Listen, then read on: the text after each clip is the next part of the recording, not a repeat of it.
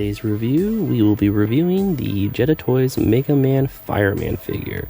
Let me turn on the turntable so you guys can take a look at the figure. And it is overall really cool looking. This is the third in the series that I've reviewed now.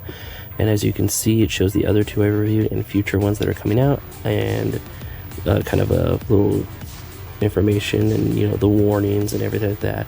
But you got really cool fireman right there. You got the Mega Man like usual right there.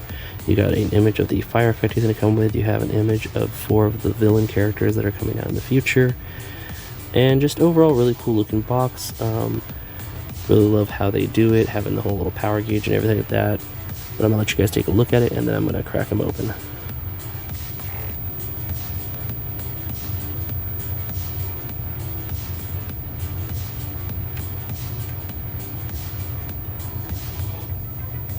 And here we have Fireman out of the package, and as you can see, it comes with an alternate head with a little side-eye action there. The flame effect that's on his current head can't be ported into that. He comes with his 2 hand flame effects if you want to change them out and have one where it looks like it's kind of dying down and one that's going kind of crazy. He comes with his fire throwing effect, which, as we know from Jada Toys and their Street Fighter Mega Man line, the effects come with these really cool bases so that they can float in the air when your characters throw them or any of that fun stuff. And then we're going to go over the articulation on Fireman. Also, here's his other head, his other portrait. And like I said, the fire effect can come out. You could probably put it there. Yeah, you can. You can put it in the hand if you want to. Which means you could technically put the different fire effects, whoa, on the head. That's cool. That's really cool, actually. Oh, you can't put this one on because it has that. But yeah, that's really cool. The head is on the usual joint they have for these Mega Man figures, where there's this little connector part, and then there's the ball joint down there and the ball joint back there. Can't really see it too well, but it's in there. So it gives the head a bit of range, so it can go all around. It can go up that far, it can go down that far. He's got these cool shoulder pads that look like fire.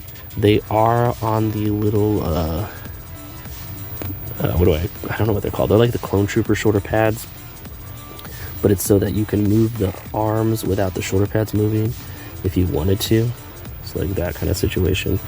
The shoulder pads kind of have their own way. Articulation is about the same as Mega Man and Iceman. When it comes to the arms, the hip, the torso and the hips, of course, are different because of the design of them. So he can go about that far forward and that far back. Really good articulation there. The legs are the standard hip movement. They can go about that far out, that far forward, and that far back. The legs bend like so. The feet can go that far down. They can go that far up. And overall, he is incredible looking. I love this character a lot. One of the ones that drove me crazy when I played Mega Man back in the day on my Game Boy. He's got really cool details on the back of his head and on the side of his head. I mean, I think there's silver paint on the inside between the yellow and the gray. That's really cool. Or like a gunmetal gray or something like that. It's kind of cool. But yeah, no, overall really awesome. Let's get those. He doesn't have hands. He has fire effects. So we'll get those in there. And we'll strike him in a really cool pose for you guys. And here we got Fireman in an awesome fire launching pose with his hand shooting out fire, his head on fire, and his other arm cooling down after he blasted with it. Do I think Fireman belongs in your collection? If, like always, you're a Mega Man fan or a Capcom or Sega fan or gaming fan, he is definitely worth having in your collection. He's really cool. I like him actually the most. He's probably my second favorite next to Mega Man. No offense, Iceman.